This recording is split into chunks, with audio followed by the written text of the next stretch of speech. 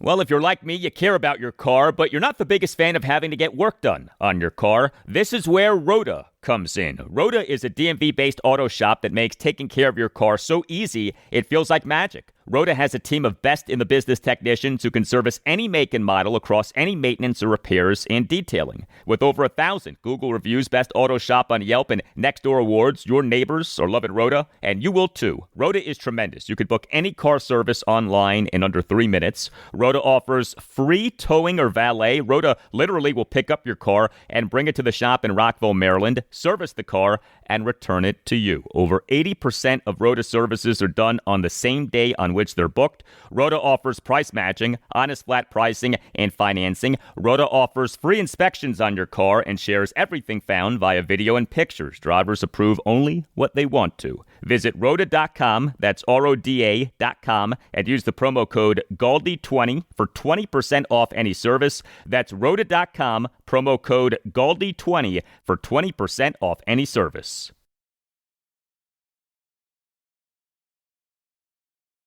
Few things in your home are as important as the mattress on which you sleep. Avocado Green Mattress is next level. Avocado Green mattresses are certified organic mattresses that deliver luxurious comfort, ergonomic back support, and naturally cool sleep. 3 comfort options: firm, medium, or plush. What does comfort mean to you? For me, comfort is sleeping cool. No tossing, no turning, just deep, refreshing rest. Avocado mattresses are built for your comfort. They're handcrafted from the finest natural organic ingredients for superior durability and are designed to last. Unlike mattresses with low-quality memory foam, those mattresses break down in a matter of years. And for those of you with back problems, Avocado mattresses feature thousands of steel coils individually encased in fabric pockets that flex independently to reduce motion transfer and support your body where it needs it most. You'll feel just as good getting into bed as you do getting out of bed. Also, Avocado offers up to 1-year sleep trials and generous warranties for your peace of mind. Head to avocadogreenmattress.com today and check out Avocado's mattress and bedding sale. Avocado, dream of better.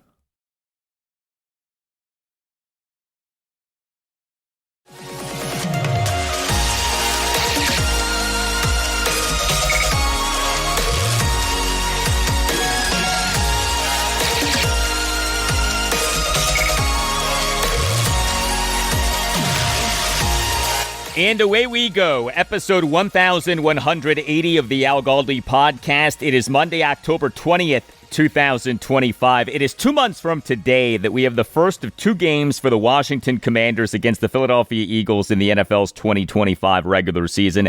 Saturday, December 20th, Commanders versus the Eagles at Northwest Stadium. And then 2 weeks later, we have the Commanders at the Eagles in Week 18. Are those games going to mean anything for the Commanders? They, for the first time since improving to 1-1 last regular season, have a record under 500 in a regular season.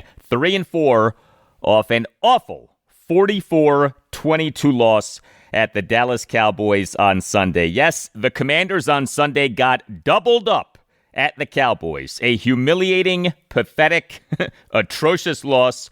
This was a loss that dropped the Commanders to just 1-4 in the NFC. The season is slipping away. Now, the season is not over. There's too much season left to say that the season is over. This is the NFL, which can change on a dime. If you follow the league for 5 minutes, you should know that. The team hasn't even played half of its games in this regular season. 7 games down, 10 to go. But yeah, at 1-4 in the NFC, the season is slipping away. And in case you don't know, being just 1-4 in the NFC is significant because conference record is a key tiebreaker for a wild card spot. The top 2 tiebreakers for 2 teams from different divisions tied for a wild card spot. Number 1, head-to-head if applicable. Number 2, best one-loss tied percentage in games played within the conference. There are so many things wrong with the Commanders right now. The defense is atrocious, okay?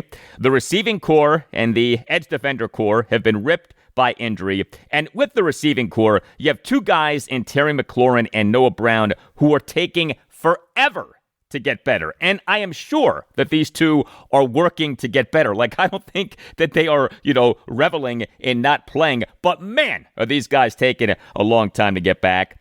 We have those pass catchers who are healthy being guilty of way too many drops.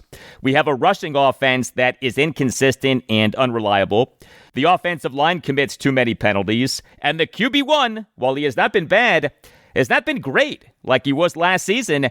And he now is injured for a second time this season. Hello and welcome to this Monday installment of the Al Galdi podcast. Coming up on the show, in-depth reaction to and analysis of the Commanders' loss at the Cowboys. Next segment, discussion of the offense, including what we know about this right hamstring injury for the QB1, Jayden Daniels, and a breakdown of his performance, and also a breakdown of the performance of the QB2, Marcus Mariota, who was not so good. The following segment, the defense, yet another abysmal performance. Is major change coming? The segment after that, thoughts on special teams, some interesting stuff on special teams in this game. And then the segment after that, conversation about news that was announced on Friday morning about Commanders advisor Bob Myers. So you may have missed this. I'll get into it coming up in a bit.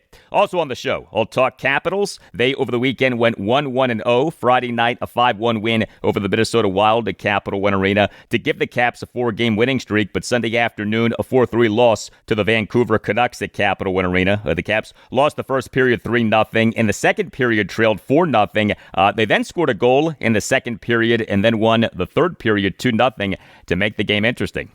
And we'll get into the FBS teams of the Mid-Atlantic region off week 8 of the 2025 college football season, including a third consecutive loss for Maryland and homecoming wins for Virginia and James Madison to become bowl eligible. We're more than a week away from Halloween, and yet already 3 of the 7 FBS teams of the Mid-Atlantic region are bowl eligible. Navy, Virginia, and James Madison. Will Maryland reach bowl eligibility at any point this season? Good question. Big question right now. Before we get to some feedback, the Washington Wizards, their 2025-2026 regular season opener is this Wednesday night. Wizards at the Milwaukee Bucks Wednesday night at 8. The Wizards on Sunday afternoon announced having requested waivers on Dylan Jones. This to get to the 15-player limit for the Wizards standard roster. You can hit me up on X at Al Galdi. You can email me the Al Galdi podcast at yahoo.com. Lots of feedback on the Commanders' loss at the Cowboys from StatLogic Sports on X. Writes, StatLogic Sports, team is unprepared every week, doesn't compete, so much for the culture, poor attention to details, poor fundamentals, zero urgency, zero creativity in the run game, undisciplined, sad really. This all started with the team's unserious training camp. Thank you for that, StatLogic Sports. From Paul on X, writes Paul, the season hit terminal velocity after the Green Bay game. Offense in a wheelchair and defense is tackling each other. Sit Jayden for the year to protect himself from himself. Get a high draft pick for 2026. Thank you for that, Paul.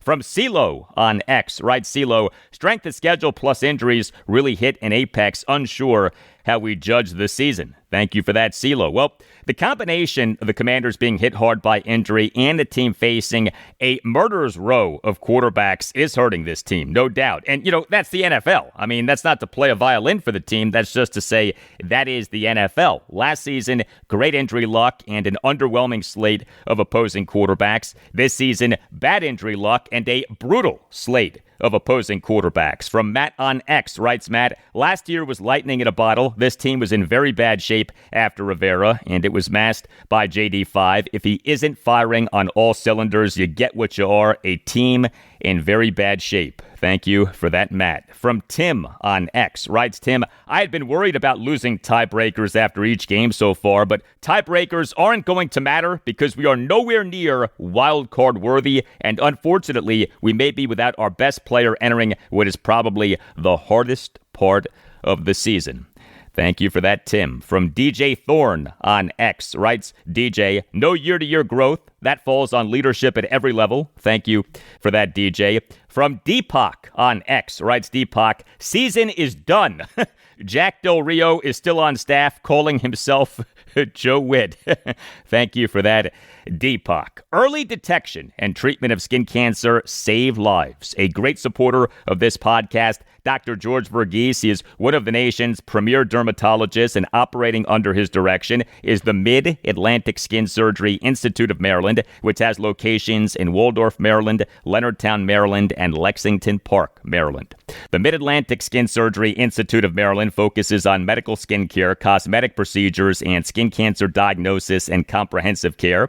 Dr. Verghese and the Institute offer free skin cancer screenings to anyone considered a new patient, and Dr. Verghese and the Institute offer advanced treatments for skin cancer, including painless and scarless skin cancer treatment. Call 301-396-3401 or visit midatlanticskin.com and make sure that you mention that Al Galdi sent you. Dr. Verghese and the Institute can help you or someone who you care about with any of your dermatological needs. If you're dealing with allergic reactions, if you're dealing with acne, psoriasis, or eczema, if you're interested in procedures like Botox, laser hair removal, chemical peels, or smart lipo, which is the latest in body sculpting technology, call 301-396-3401 or visit midatlanticskin.com and make sure that you mention that Al Galdi sent you. That's 301-396-3401 or midatlanticskin.com and make sure that you mention that Al Galdi sent you. For excellent and comprehensive skincare, contact Dr. George Verghese and the Mid-Atlantic Skin Surgery Institute of Maryland and make sure that you mention that Al Galdi sent you.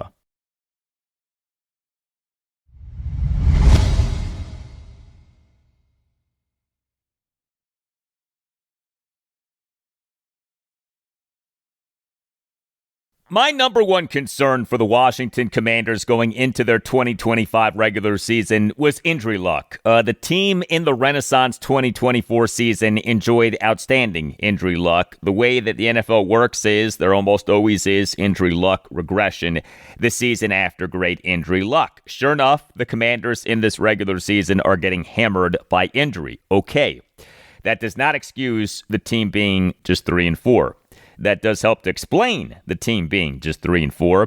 And as we talk about the team's offense, this segment off the 44-22 loss at the Dallas Cowboys on Sunday, we do again have an injury for the Commanders' QB1, Jayden Daniels. He on Sunday was the Commanders' starting quarterback in his third game back from a 2-game absence caused by a left knee injury. He, for a third consecutive game, wore a brace on the left knee, but he suffered a right hamstring injury. First and 10 for the Commanders at the Cowboys 39 with 11:53 left in the third quarter. Daniels had a lost fumble on a sack strip by linebacker Shamar James for a fumble that was recovered by edge defender Jadeveon Clowney, and Daniels on the play suffered a right hamstring injury, or at the very least exacerbated a right hamstring injury. More on that coming up shortly. But this was Commanders head coach Dan Quinn during the opening statement of his postgame press conference on Sunday evening. He begins by saying something that is key. Injuries are not the primary reason for this Commanders loss at the Cowboys, and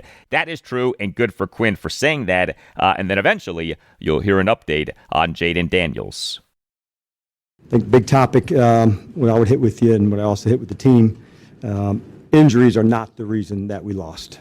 Others may talk about who we did have and didn't have today, and I'm here to say it doesn't matter who you have or who is out when you don't give yourself a real chance at it. From turnover margin to penalties to missed tackles and drops, Dallas beat us, and we beat ourselves as well. And we're the ones that got ourselves into the hole. We're the same ones that got to dig ourselves out. But make no mistake, we're not playing to the standard we've set.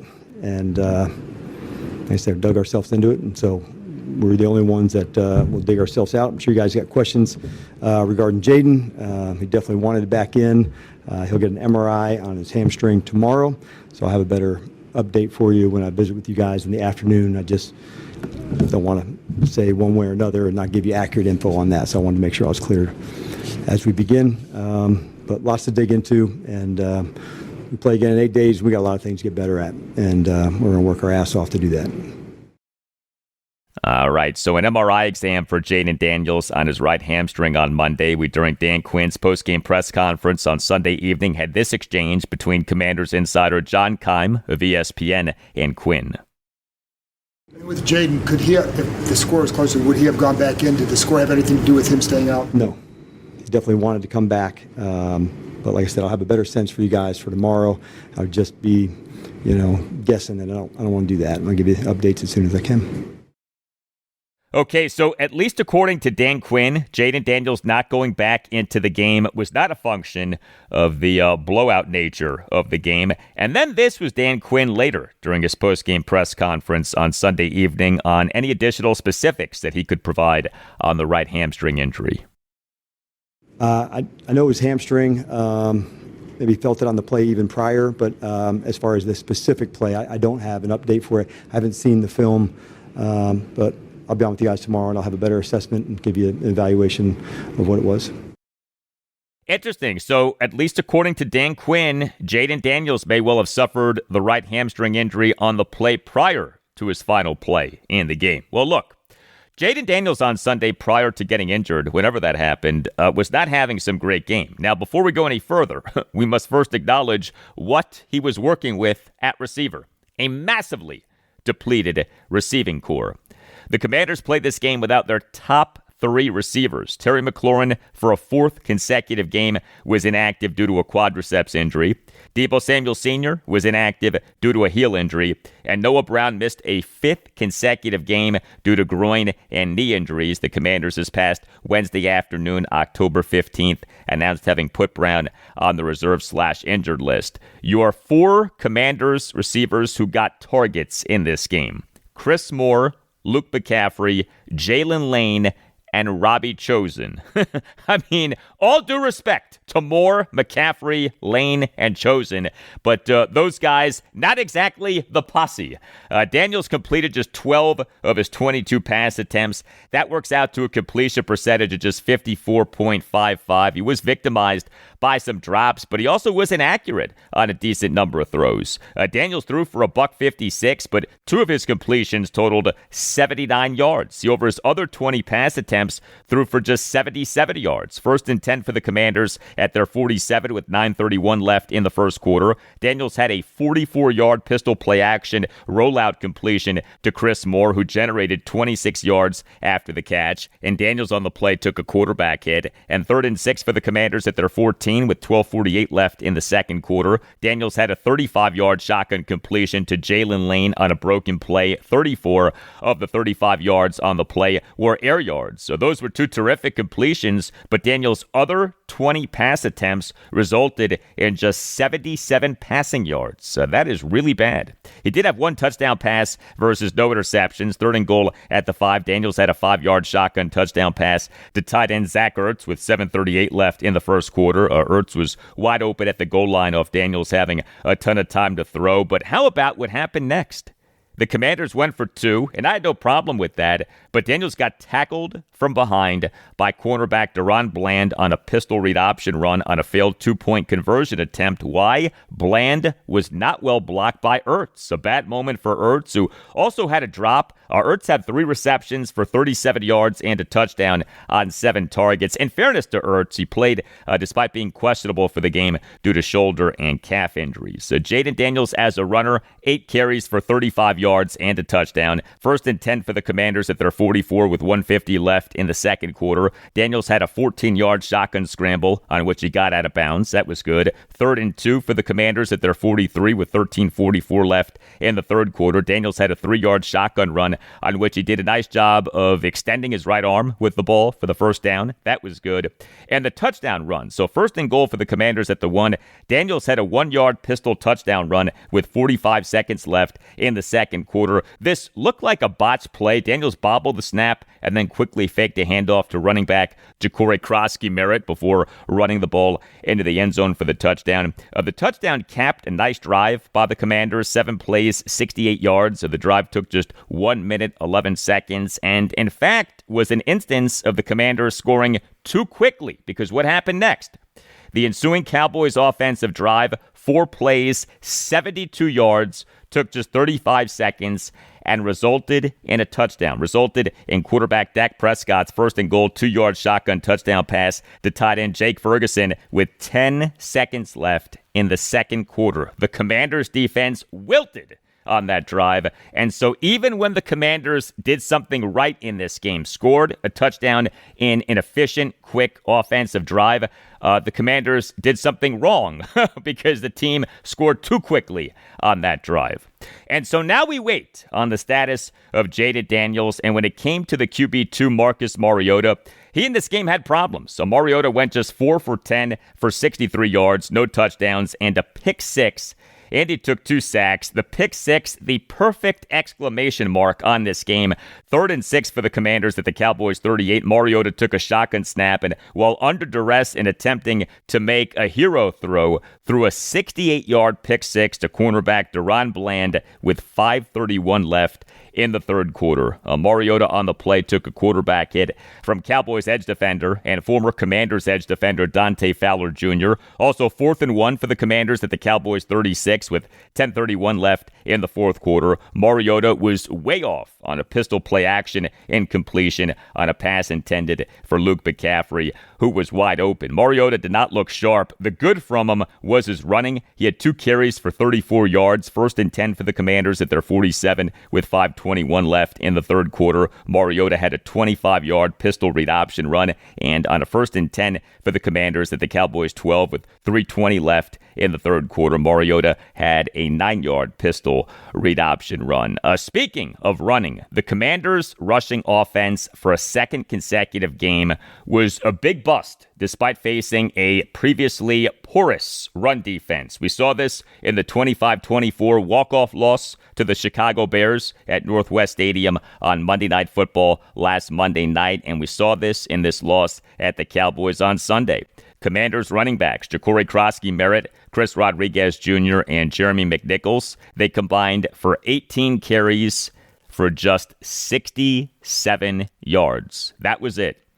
The Cowboys in this regular season through Week 6 were number 26 out of 32 NFL teams in run defense in terms of expected points added per play on called running plays per RBSDM.com. And yet the Cowboys in this game stuffed the Commanders' rushing offense, and that was despite right guard Samuel Cosmi being back. The Commanders on Saturday afternoon announced having activated Cosmi off the reserve/physically unable to perform list. He had been on that since August 26th due to a torn right ACL. And while we're talking about the Commanders' offensive line, so the Commanders as a team totaled 11 accepted penalties for 118 yards. Way too many penalties, obviously. 11 accepted penalties.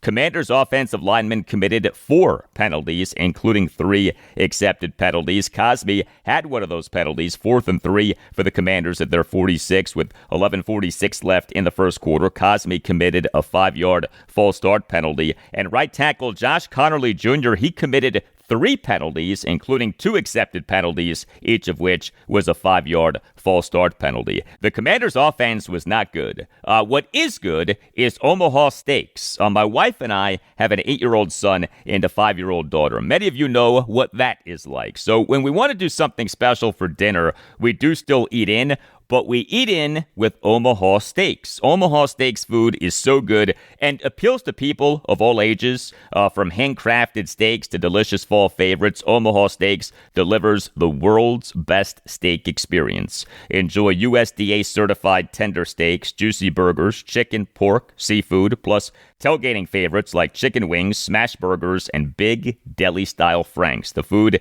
is outstanding. I cannot tell you how much my son loves the franks. And right now, during Omaha Steaks' semi-annual sale, you get 50% off site-wide at omahasteaks.com. Plus, you get an extra $35 off with the promo code Al Galdi at checkout. Omaha Steaks, it offers unrivaled quality and variety, and every bite is backed by a 100% guarantee. Omaha Steaks is a family-owned company that has been America's original butcher since 1917. Yes, over 100 years of expertise in the meat industry. Bring home the legendary flavor and everyday convenience of Omaha Steaks. Visit omahasteaks.com for 50% off site-wide during Omaha Steaks' semi-annual sale, and for an extra $35 off, use the promo code ALGALDI. Using that promo code helps out this podcast a lot. The promo code is simply my name, ALGALDI. That's 50% off site-wide at omahasteaks.com and an extra $35 off with the promo code ALGALDI at checkout. Terms apply. See site for details. This episode is brought to you by Indeed. Hiring isn't just about finding someone willing to take the job. You need the right person with the right background who can move your business forward. If I wanted candidates who match what I'm looking for, I'd trust Indeed Sponsored Jobs. Hiring? Indeed is all you need. Stop struggling to get your job posts seen on other job sites. Give your job the best chance to be seen with Indeed's Sponsored Jobs. They help you stand out and hire quality candidates who can drive the results you need. Sponsored Jobs boosts your posts for quality candidates so you can reach the exact people you want faster. And it makes a big difference. According to Indeed data, sponsored jobs posted directly on Indeed are 90% more likely to report a hire than non-sponsored jobs because you reach a bigger pool of quality candidates. Join the 1.6 million companies that sponsor their jobs with Indeed. Spend more time interviewing candidates who check all of your boxes. Less stress, less time, more results now with Indeed Sponsored Jobs. And listeners of this show will get a $75 sponsored job credit to help get your job the premium status it deserves at Indeed.com/BWN. Just go to Indeed.com/BWN right now and support our show by saying that you heard about Indeed on this podcast. That's Indeed.com/BWN. Terms and conditions apply. Hiring? Do it the right way with Indeed. Listen, life's all about leveling up. Whether you're handling business on the field or kicking it in your zone, you like to celebrate with cigars that match the moment. That's why you should link up with Famous Cigars to bring you a wild deal. Right now, you can grab 8 premium cigars for just $8. You heard that right. 8 top-rated cigars at $1 a stick. Top quality brands like Oliva, Romeo y Julieta, and Davidoff. Handpicked just for you and worth over $80. Hit up famouscigars.com/cam and lock in this exclusive deal. While you're there, check out their insane selection of premium cigars, all shipped fresh and fast from their massive 20,000 square foot humidor. That's half a football field. Famous Cigars has been in the game since 1939 and still family owned. So celebrate every win with the folks at Famous. 8 cigars for $8. famouscigars.com/cam.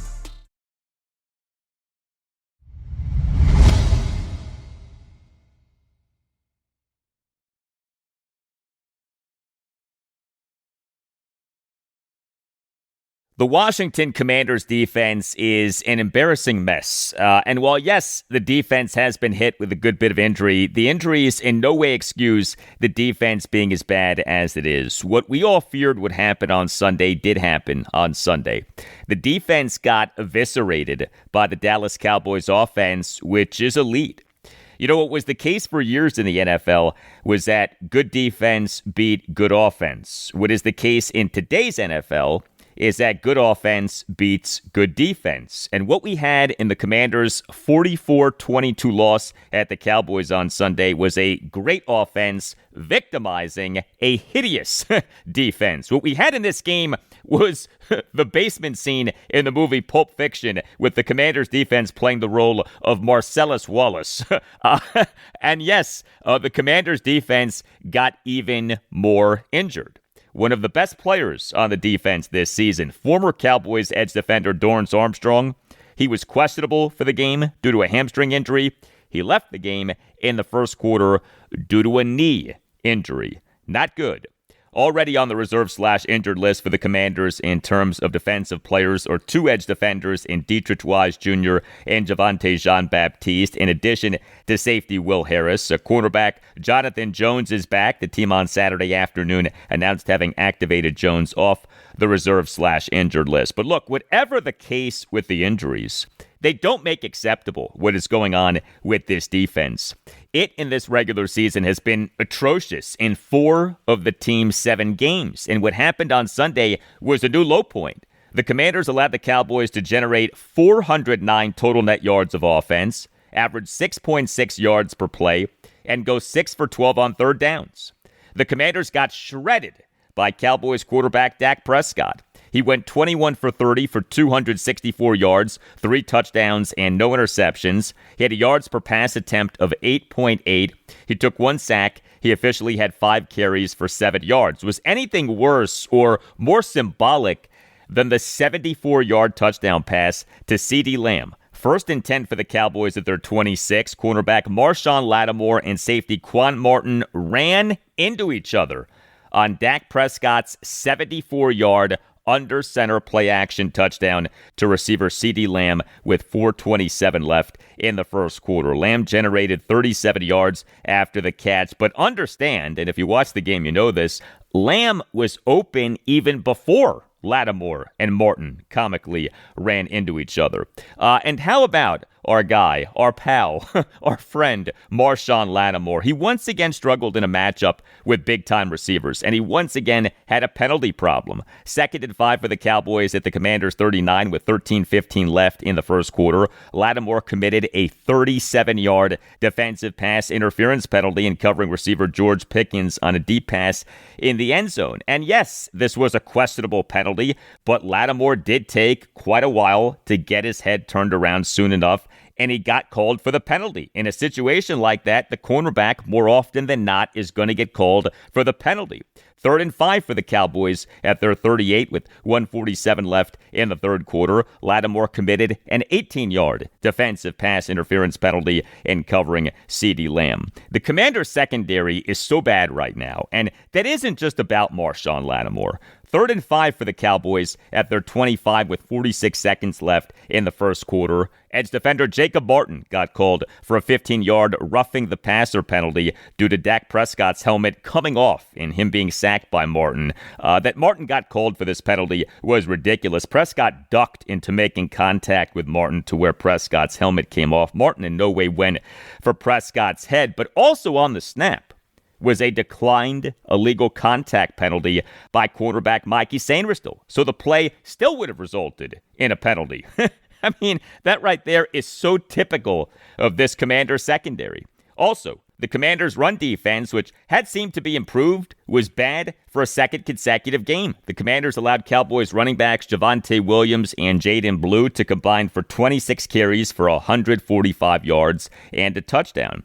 We did have the safety. That was nice. 1st and 10 for the Cowboys at their 1 with 11:35 left in the first quarter. Interior defensive lineman Daron Payne and edge defender Jacob Martin stuffed Javonte Williams on an under-center handoff run for a 1-yard loss for a safety. That was good to see. Payne again was good. Daron Payne had that tackle for loss for the safety, had a quarterback hit, and had 3 pass defenses. And he did this despite being sick. The Commanders on Sunday afternoon announced that Payne was dealing with illness, but he did have no official injury status for the game. But Daron Payne may be doing well. The Commanders' defense overall is not. The Commanders' defense, again, really bad. It is a problem, a big problem. And so now what? During Commanders head coach Dan Quinn's post-game press conference on Sunday evening, had this exchange between Commanders insider John Keim of ESPN and Quinn. Dan, with those big plays keep happening, how frustrating, and first of all, why, I guess, and then, but just how frustrating is it that game after game they keep happening? Yeah, it's very frustrating. We're going to look at everything, man. We're going to look at everything to, have a play that goes down the field and you throw over your head or a good battle. Like I can live with that one, but the ones of the big explosive plays that I can't put my finger on, that's a lot for us to dig into. If I had one specific reason, I'd say this or this, but yeah, we got, like I said, a lot to get better at, and it's definitely frustrating.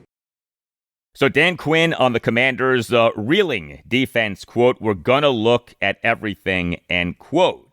Okay, we're going to look at everything. Does everything truly mean everything? There is a lot that everything could mean. We, during Dan Quinn's post-game press conference on Sunday evening, had this exchange between WUSA 9 sports anchor Chick Hernandez and Quinn. When you say you look at everything, you've got your players, you're seeing what they're doing. It's just when you look at guys and go, let me make a move here, a change here to see if somebody else can do something different, better. Yeah, it's fair. I think that's what I want to dig into, to find and look at. That's all things. To have a performance like that, Chick, I think that's fair to dig in and say, all right, what are the things that need to be different, and what are the things that need to continue to improve upon, and in 8 days we play again, and it has to be better, man. That's my message. And so the adjustments, the changes of things that we'll make, that's what I plan on doing. Yeah, Week 8 of the NFL's 2025 regular season gives us the 3-4 Commanders at the 4-3 Kansas City Chiefs on Monday Night Football on Monday night, October 27th at 8:15. So Dan Quinn right there did not address potentially firing defensive coordinator Joe Witt Jr. I would be surprised if the team did that. But you know what? Who knows? This defense is so bad right now. But what about something less extreme, but still significant, like Dan Quinn taking over defensive play calling duties from Joe Witt? We, during Quinn's postgame press conference on Sunday evening, had this exchange between Candy Waller of Bowie TV Sports and Quinn. Hey, Coach, were there any moments today where you kind of said, I'm going to call plays, or I'm going to make a decision on what's next or what we do next? Does that happen? No, I'm on the headsets on all phases and talking through ideas and discussions, game management, all of it. So I'm pretty talkative all the way throughout. Offensively, when we would go, when we wouldn't, on some of the fourth downs. Defensively, third downs, and some of the ideas to go. But like I said, when performances are like that, you dig in and you find answers, and that's what I intend on doing.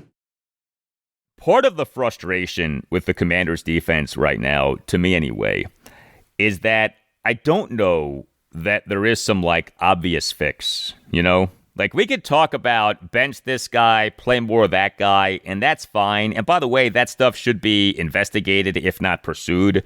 But I don't see some obvious personnel change or obvious personnel changes that will give us what we want, and that is a competent defense. And even if you say, okay, fire Joe Witt, okay, now what?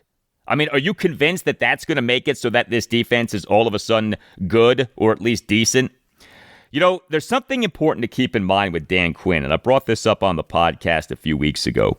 He has an outstanding track record as an NFL defensive coordinator, but his defenses as an NFL head coach have not been good. Quinn has had 2 stints as an NFL defensive coordinator. He was the Seattle Seahawks defensive coordinator January 2013 to February 2015. The Seahawks' regular season rankings in total defense per DVOA with Quinn as defensive coordinator: 2013, number 1, 2014, number 1. Quinn was the Cowboys defensive coordinator January 2021 to February 2024.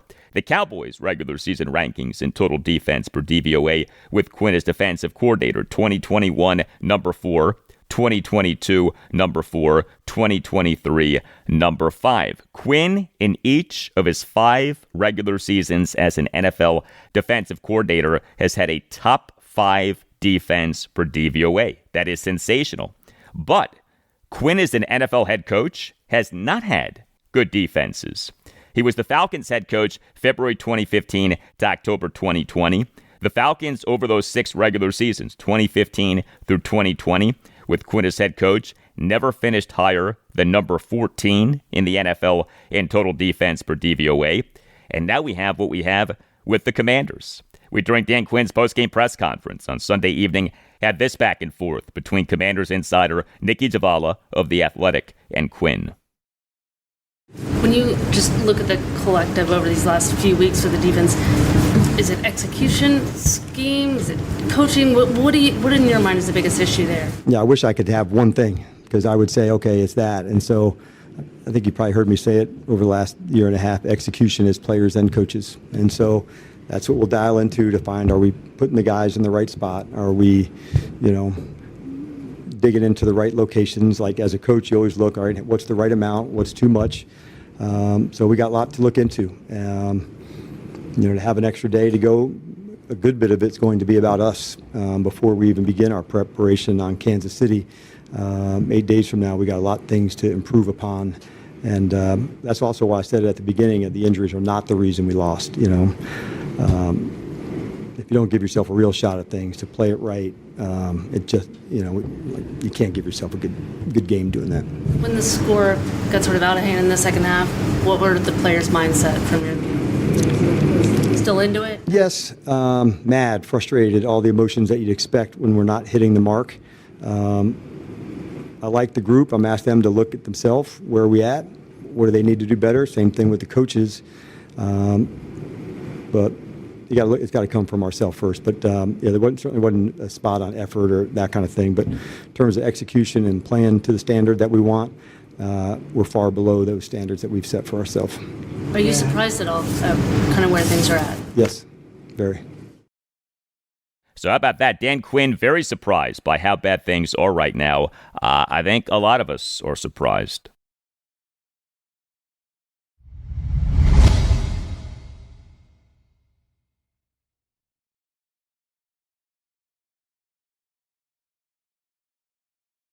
More now on the Washington Commanders of their wonderful 44-22 loss at the Dallas Cowboys on Sunday. We've talked Commanders offense and Commanders defense. Let's talk Commanders special teams. The biggest positive for Washington was the punter, Tress Way. How many times has that been said over the years? A lot, right? But on Sunday was the team's biggest positive.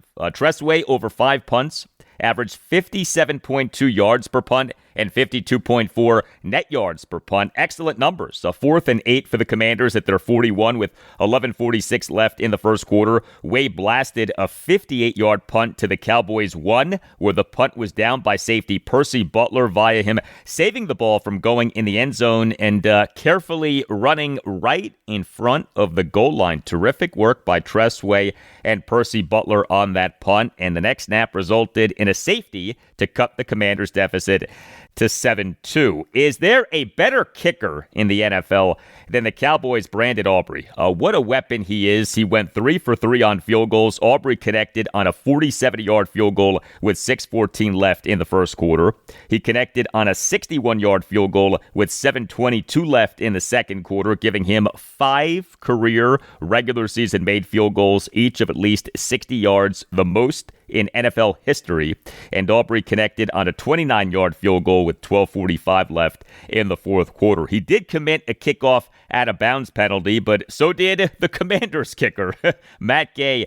Matt Gay did not attempt a field goal. He went 2 for 2 on extra points, and he committed a kickoff out of bounds penalty. Gay on the kickoff off quarterback Jayden Daniels, 3rd and goal, 5-yard shotgun touchdown pass to tight end Zach Ertz with 7:38 left in the first quarter, committed a kickoff out of bounds penalty, resulting in the Cowboys getting the ball at their 40. Hated Matt Gay doing that. Not that that fundamentally changed the outcome of the game, but in a game like this against an offense as good as the Cowboys offense, the last thing that the Commanders needed was their kicker committing a kickoff out of bounds penalty.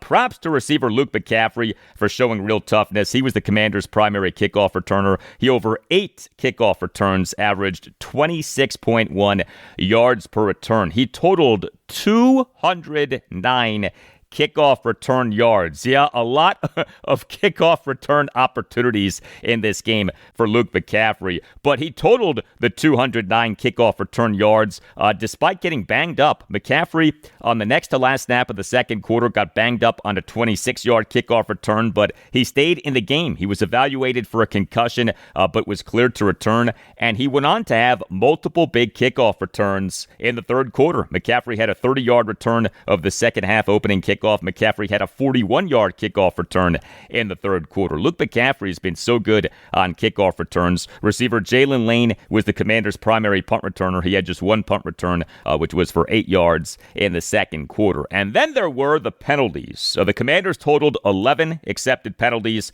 for 118 yards. The Commanders' special teams committed 3 accepted penalties. We had the aforementioned kickoff out of bounds penalty by Matt Gay. Safety Tyler Owens committed a 10-yard illegal block above the waist penalty on a kickoff return by Luke McCaffrey in the second quarter. And there was the Tyler Ott penalty, which, yes, sure seems subjective, but it got called. 4th and 2 for the Commanders at their 18, and the team in a punt formation with 5:40 left in the second quarter. The long snapper, Tyler Ott, was called for a 5-yard false start penalty. This due to lifting his head too fast on a very subjective call. But the Commanders have got to clean up the penalties. Way too many. Nova Fireplace and Stove is Northern Virginia's go-to expert for fireplaces to transform the look and feel of your home and increase its value by visiting Nova Fireplace and Stove in Woodbridge, Virginia, or by visiting novafireplaceandstove.com. And make sure that you mention that Al Galdi sent you for $25 off any service. Come in and see Nova Fireplace and Stove's stunning displays, including custom fireplace glass doors and stone refacing options that can completely transform the look of your fireplace. From sleek and modern to rustic and cozy, Nova Fireplace and Stove has something for every style. And here's what else Nova Fireplace and Stove offers: gas fireplace service and repair, chimney cleaning and brickwork repair, generator installation, panel replacements, and water heater repairs, smoke detectors, security lights, and more. Nova Fireplace and Stove is a family-owned, fully licensed and insured company with over-the-top credentials, gas and electrical master's licenses, a Class A contractor's license, and a long list of 5-star reviews to back all of this up. Every job includes a free in-home estimate, and for listeners of the Al Galdi podcast, Nova Fireplace and Stove is offering $25 off any service. Just mention this ad. Nova Fireplace and Stove only works in Northern Virginia and thus knows the homes, the codes, and the people. Your satisfaction is 100% guaranteed. That's Nova Fireplace and Stove in Woodbridge, Virginia, or novafireplaceandstove.com. And make sure that you mention that Al Galdi sent you for $25 off any service. Nova Fireplace and Stove, where comfort meets craftsmanship, and your fireplace becomes the heart of your home.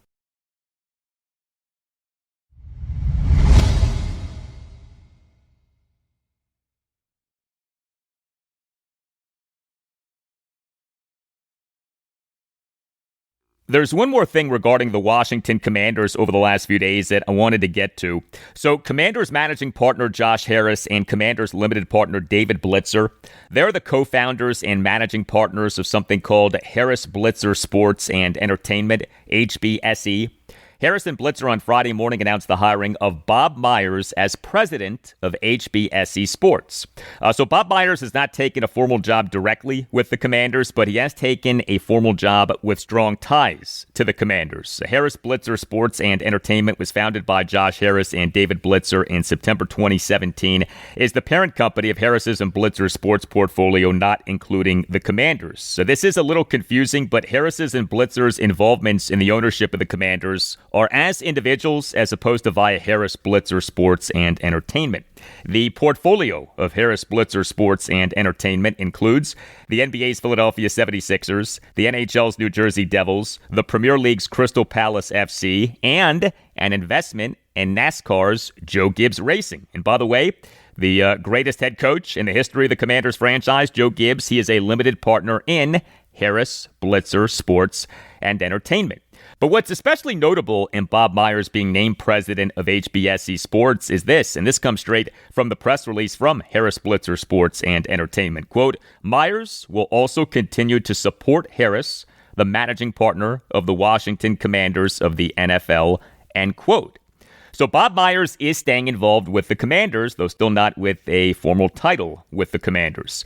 Josh Harris on January 8th, 2024, announced that the decision had been made to, quote, part ways, end quote, with head coach Ron Rivera and announced the formation of an advisory committee. Harris, in a statement that was put out by the team that day announcing the firing of Ron Rivera, also announced the formation of, quote, a small advisory committee to assist me in identifying two important roles for this organization, head of football operations and head coach. I have asked Mitch Rales, Irvin Magic Johnson, and David Blitzer, as well as Bob Myers and Rick Spielman, to join the advisory committee that will work with me to make the best decisions for the franchise, end quote.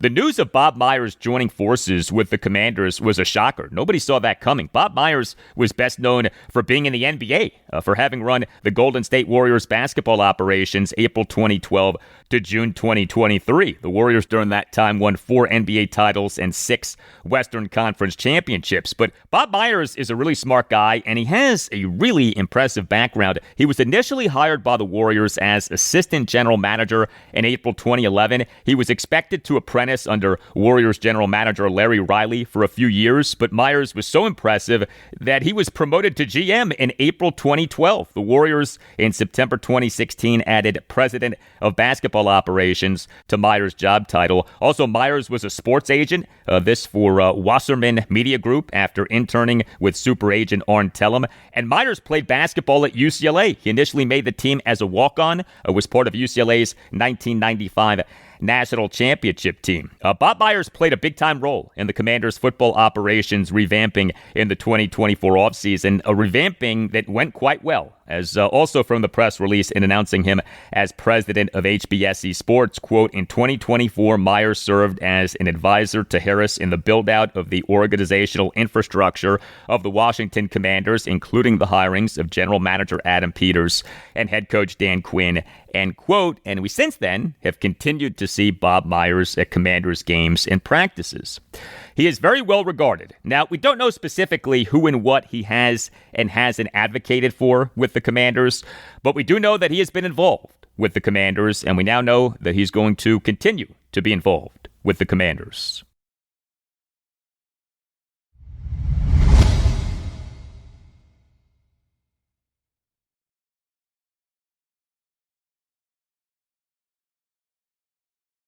A mixed weekend for the Washington Capitals, a win and a loss. Friday night, a 5-1 win over the Minnesota Wild at Capital One Arena, but Sunday afternoon, a 4-3 loss to the Vancouver Canucks at Capital One Arena. The Caps in the NHL's 2025-2026 regular season now are 4-2-0. A fascinating weekend for the Caps in terms of puck possession. We on this podcast talk Caps from an analytics perspective. This was some weekend from that perspective. The 5-1 win over the Wild on Friday night. The Caps obliterated the Wild in the puck possession battle. The Caps had a jaw-dropping 45 shots on goal to the Wild's 14, and per natural stat trick had 60 5-on-5 shot attempts to the Wild's 34, including 18 5-on-5 high-danger shot attempts to the Wild's 4.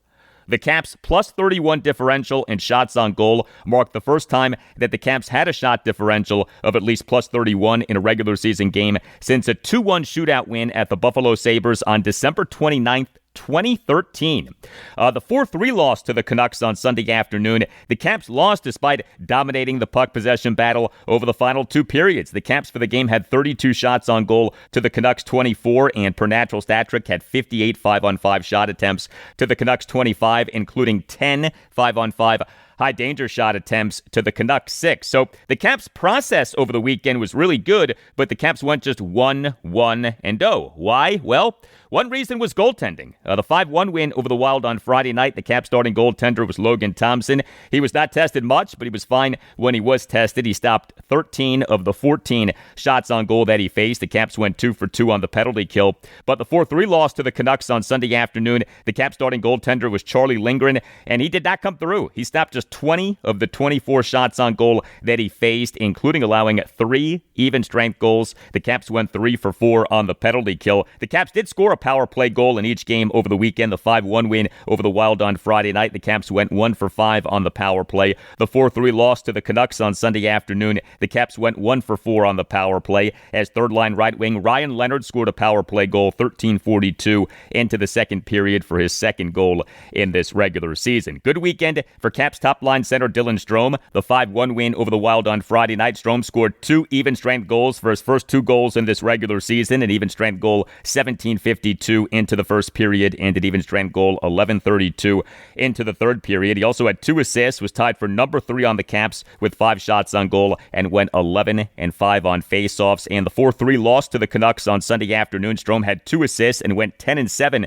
on faceoffs. He did commit a first-period hooking minor. Also, really good game for the Great 8. Caps top-line right wing Alex Ovechkin in the 5-1 win over the Wild on Friday night. Ovi scored an even-strength goal 119 into the third period for his first goal in this regular season. He also had a primary assist and was number 1 on the Caps in 5-on-5 shot attempt percentage for the game per natural stat trick at 83.33. The Caps with Ovechkin on the ice in 5-on-5 situations in the game had 15 shot attempts versus allowing just 3 shot attempts. Ovechkin now has 898 career NHL regular season goals, most in NHL history, 2 goals shy of 900, and his goal was the 567th regular season even-strength goal in his NHL career, moving him past Gordie Howe for the second most regular season even-strength goals in NHL history. Also doing well in the 5-1 win over the Wild on Friday night was defenseman Martin Fehervary. He had 2 secondary assists, was tied for number 1 on the Caps with 6 shots on goal, and he was number 2 on the Caps in 5-on-5 shot attempt percentage for the game per natural stat trick at 76.92. The Caps with Fehervary on the ice in 5-on-5 situations in the game had 30 shot attempts versus allowing just 9 shot attempts. Some roster notes for the Caps. Center Pierre-Luc Dubois remains out, and he now is on injured reserve. He suffered a lower body injury in the Caps' 1-0 win at the New York Rangers on October 12th. The Caps scratches over the weekend, the 5-1 win over the Wild on Friday night. The Caps scratches were defenseman Trevor Van Riemsdyk and Dylan McElrath and forward Ethan Frank. McElrath is off injured reserve, off having suffered a lower body injury in the Caps' preseason-ending 2-1 win over the Columbus Blue Jackets at Capital One Arena on October 4th. And with Frank, the Caps this past Friday morning announced having recalled him from their AHL affiliate, the Hershey Bears. The 4-3 loss to the Canucks on Sunday afternoon. The Caps scratches were defenseman Declan Chisholm and Dylan McElrath and forward Ethan Frank. And also with the Caps in recent days, defenseman Vincent Iorio is gone. Vincent Iorio had been a healthy scratch for each of the Caps' first 4 games in this regular season. He was claimed off waivers by the San Jose Sharks this past Thursday. That was unfortunate. Vincent Iorio is a guy who was taken by the Caps in the second round of the 2021 NHL draft. Taking a player with a second-round pick and then losing him for nothing via a waiver claim, not exactly ideal asset management. Next up for the Caps, home to the Seattle Kraken, Tuesday night at 7. Few things in your home are as important as the mattress on which you sleep. Avocado Green Mattress is next level. Avocado Green mattresses are certified organic mattresses that deliver luxurious comfort, ergonomic back support, and naturally cool sleep. 3 comfort options: firm, medium, or plush. What does comfort mean to you? For me, comfort is sleeping cool. No tossing, no turning, just deep, refreshing rest. Avocado mattresses are built for your comfort. They're handcrafted from the finest natural organic ingredients for superior durability and are designed to last. Unlike mattresses with low-quality memory foam, those mattresses break down in a matter of years. And for those of you with back problems, Avocado mattresses feature thousands of steel coils individually encased in fabric pockets that flex independently to reduce motion transfer and support your body where it needs it most. You'll feel just as good getting into bed as you do getting out of bed. Also, Avocado offers up to 1-year sleep trials and generous warranties for your peace of mind. Head to avocadogreenmattress.com today and check out Avocado's mattress and bedding sale. Avocado, dream of better.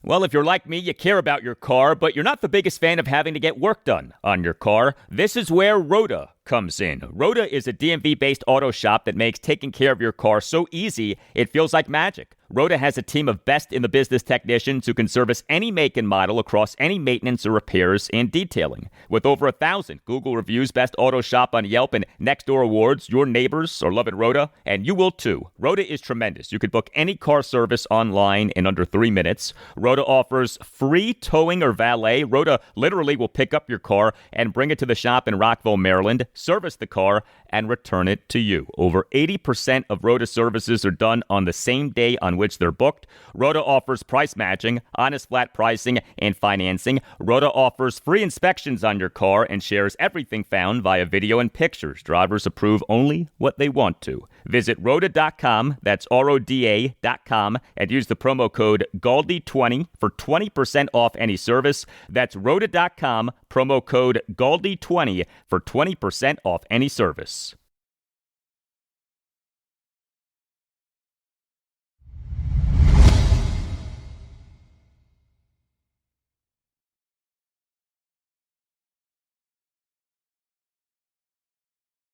All right, time now to talk college football. We just had week 8 of the 2025 season. We on Saturday had 4 of the 7 FBS teams of the Mid-Atlantic region in action, but the 4 teams were in action over just 3 games, and those games included a third consecutive loss for Maryland. Since its 4-0 start to this season, the Terrapins fell to 4-3 overall, including 1-3 in the Big Ten, with a 2017 loss at UCLA on Saturday night. The Terps at the end of the third quarter held a 10-7 lead. They then lost the fourth quarter 13-7. And so the Terps now have a 3-game losing streak during which they have been outscored in the fourth quarters of those games 44-7. Just awful. The Terps season is falling apart. The pressure is increasing on Terps head coach Mike Locksley. He has been Maryland's head coach since December 2018. Will he last as Maryland's head coach beyond next month? I'm rooting for him, but things are not going well right now. A bad game for Maryland true freshman quarterback Malik Washington. He completed just 23 of his 48 pass attempts. That works out to a completion percentage of just 47.92. He threw for just 210 yards. He had a yards per pass attempt of just 4.38. And he had a 41-yard completion. His yards per pass attempt without that completion was just 3.6. So Washington had 1 touchdown pass versus 1 interception. He quarterbacked a Terps offense that went just 6 for 17 on third downs. He did take no sacks and did have 6 carries for 67 yards. But Washington again was failed by Maryland's rushing offense. Terps running backs DeJuan Williams, Nolan Ray, and Iverson Howard combined for 19 carries for just 55 yards. And Williams had a lost fumble on a reception in the second quarter. Maryland's defense had a mixed game. The Terps allowed UCLA running back Anthony Frias II to have 4 carries for 97 yards and a touchdown, including a first and 10 55-yard shotgun handoff touchdown run with 12:05 left in the second quarter, and a first and 10 35-yard shotgun read option run on the drive that resulted in kicker Mateen Bagani's 23-yard field goal with 2 seconds left in the fourth quarter. But the Terps, beyond those 2 big runs by Frias, held UCLA to just 324 total net yards of offense over 68 plays. So that works out to a yards per play of just 4.76. So the Terps' pass defense was good. They held UCLA quarterback and Tennessee transfer Nico Iamaleava to just 21 for 35 passing for just 221 yards, a touchdown, and 2 interceptions. So the Terps had 2 sacks, which totaled minus 9 yards in lost yardage. He had 6 carries for 34 yards when you take out the 2 sacks that he took. And the Terps had 3 takeaways. So Maryland, for this season through week 8, is number 15 in the FBS in defensive efficiency per ESPN. But yeah, a 3-game losing streak now. Next up for Maryland is a bye week. The Terps' next game is their homecoming game, and against Indiana, of all teams. Maryland home to Indiana on Saturday, November 1st. IU is the number 2 team in the FBS in the latest Associated Press Top 25 poll, which came out on Sunday afternoon. And speaking of that poll, it has Virginia up to being the number 16 team in the FBS. Then number 18 Virginia improved to 6-1 overall with a 22-20 win over Washington State at Scott Stadium in Charlottesville, Virginia on Saturday evening in UVA's homecoming game. The win made UVA bowl eligible for the first time since the 2021 season. Now, this was not the dominant win that the Las Vegas odds makers were expecting. UVA for this game was a 16.5-point favorite per multiple outlets and yet won by just 2 points, but UVA did win. win. The Cavaliers at the end of the third quarter trailed 20-10. They then won the fourth quarter 12-0. The Cavs in that fourth quarter had 126 total net yards of offense to Washington State's 8.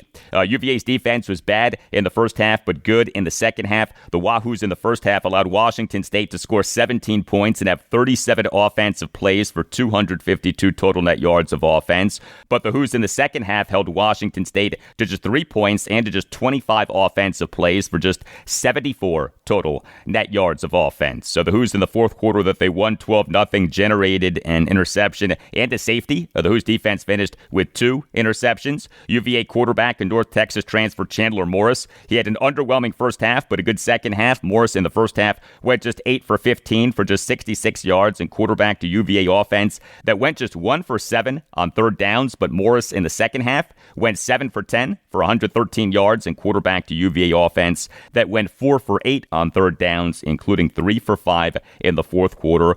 Morris for the game threw for no touchdowns or interceptions and took no sacks. He for this season through week 8 is number 24 among all qualified FBS quarterbacks in ESPN's total QBR, 76.2. UVA continues to find ways to win and now is bowl eligible for the first time since the 2021 season. During the post-game press conference of UVA head coach Tony Elliott late night on Saturday night, had this exchange. We know that it is not the ultimate goal for your program, but at the end of the day, first bowl game eligibility since 2021. How sweet is that moment? Yeah, I mean, it was awesome to be able to fist bump Dr. Williams in the hallway and just let her know how much I appreciate her support and all the administration support, the faculty and the staff and all they've done for this program and really that's for them. Right, I know that's something that they've been wanting and we've been building and working towards. But with the football team, we haven't talked about that.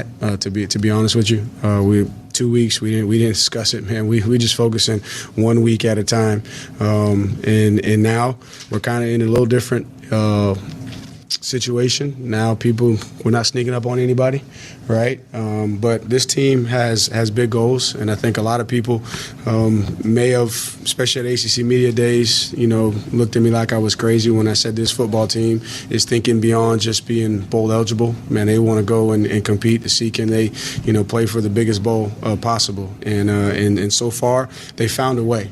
Right at the end of the day, man, we're going to celebrate a victory. I mean, that's a good football team that we found a way to win. It went down in the fourth quarter last week versus the number 4 team in the country.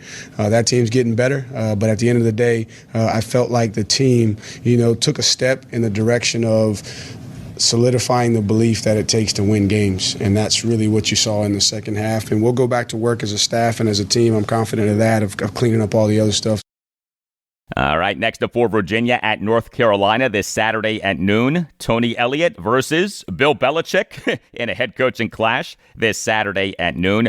Also now bowl eligible is James Madison. The Dukes, they improved to 6-1 overall, including 4-0 in the Sun Belt Conference, with a 63-27 win over Old Dominion at Bridgeford Stadium in Harrisonburg, Virginia on Saturday, and JMU's homecoming game. So Virginia and James Madison on Saturday, each team became bowl eligible via a homecoming win. Old Dominion fell to 4-3 overall, including 1-2 in the Sun Belt Conference. JMU overcame a 27-21 second quarter deficit. The Dukes won the rest of the game 42-0, including winning the second half 35-0. The first play of the game was a lost fumble by JMU on the game-opening kickoff for a fumble recovery that was returned for a touchdown by ODU. But JMU's offense was outstanding. The Dukes scored 63 points, generated 624 total net yards of offense, averaged 7.9 yards per play, and went 12 for 16 on third downs. JMU quarterback Alonzo Barnett III had a tremendous game. He accounted for 6 touchdowns. Barnett went 17 for 25 for 295 yards, 2 touchdowns and no interceptions. He took 2 sacks, which totaled minus 12 yards in lost yardage. Barnett had 15 carries for 165 yards and 4 touchdowns when you take out the 2 sacks that he took. Here was JMU head coach Bob Chesney during his post-game press conference on Saturday evening on what he saw from Alonzo Barnett III. Yeah, just poise and truly understanding where this ball needed to go and truly understanding where the receivers were going to be. I mean, there were so many third down conversions that happened. The biggest one I felt was, to Landon in the corner down here. That was a beautiful ball. He had time. He used the time wisely, went through his progression and found the receiver and, put it where only our guy could catch it. That throwing people open and being extremely accurate is, what you got to do in that position. But he understood he had time when he saw that there was no rush, and there were moments where he pulled the ball down and use that no rush when it all lifted in the coverage wise to be able to make some money with his feet. So he did a really good job of not being one dimensional and just sitting in the pocket. He got the ball out quickly with pressure. He pulled it down and ran without pressure. And then a lot of things he did in a quarterback run game were really, really good today as well. Yes, they were. As for how JMU's defense did against ODU's QB1, so the Duke's defense struggled in the first half, but was really good in the second half and ultimately did a good job on ODU quarterback Colton Joseph. He went just 13 for 21 for 209 yards, 3 touchdowns and 2 interceptions, but 98 of his passing yards came on one of his touchdown passes. He otherwise threw for just 111 yards over 20 pass attempts. That works out to a yards per pass attempt of just 5.55. Joseph took 2 sacks, which totaled minus 20 yards and lost yardage. He had 6 carries for 24 yards when you take out the 2 sacks that he took. He quarterbacked a Monarchs offense that went just 4 for 11 on third downs. JMU for this season through week 8 is number 33 in the FBS in defensive efficiency per ESPN. Joseph, though, still ranks as one of the better quarterbacks in the country. He, for this season through week 8, is number 22 among all qualified FBS quarterbacks in ESPN's total QBR 77.3. Next up for James Madison at Texas State on Tuesday night, October 28th at 8. Next up for Old Dominion is its homecoming game, home to Appalachian State this Saturday at noon.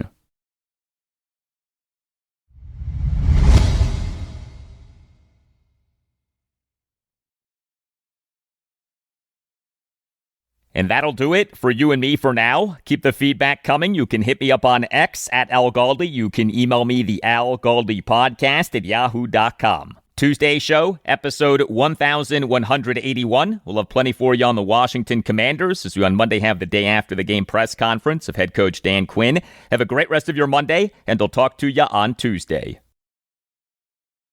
We're far below those standards that we've set for ourselves. Are you surprised at all kind of where things are at? Yes, very.